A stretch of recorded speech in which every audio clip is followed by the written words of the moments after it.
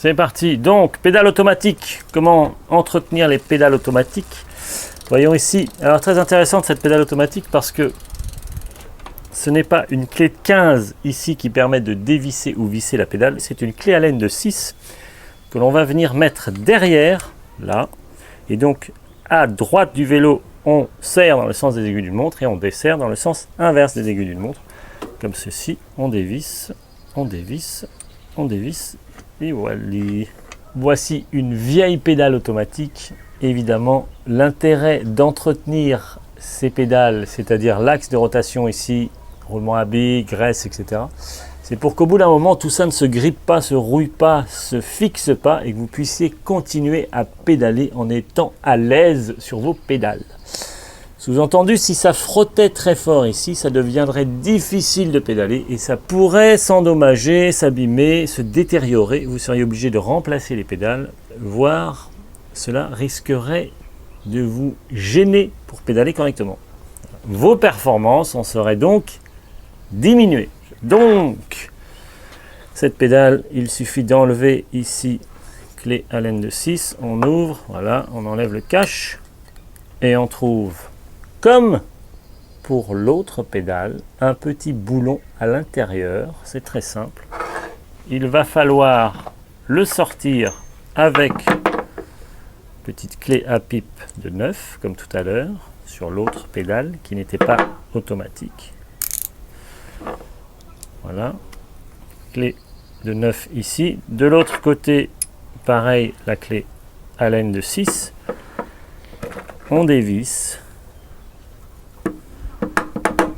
Sort le boulon et on va pouvoir sortir l'axe ici et se retrouver exactement dans la même configuration que tout à l'heure, à savoir un axe qui est sale, graissé, avec de la vieille graisse pourrie.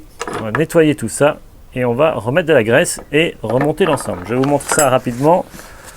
On enlève ici la graisse usagée. Voilà. Très bien. On nettoie également l'intérieur ici, comme ça.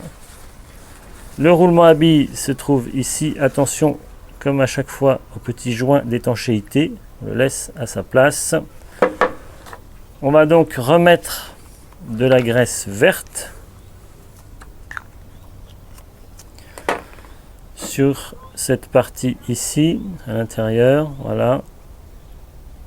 Vous mettez un petit peu de graisse, encore une fois, sur l'axe de la pédale.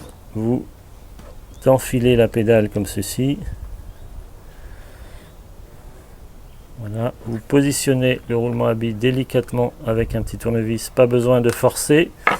Ensuite, on remet le petit boulon de ce côté-là. Attention sur ce modèle de pédale automatique.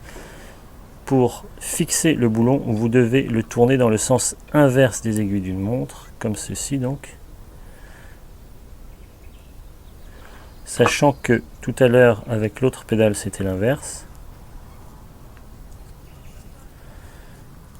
Il faut vraiment faire très attention et surtout ne pas forcer dans le mauvais sens. Voilà. On a revissé ici ce boulon.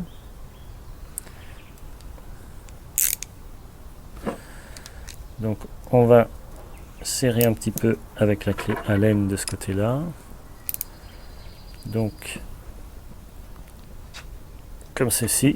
Voilà. Il s'agit d'une pédale automatique et celle-là c'est la pédale de droite. C'est marqué ici, petit R.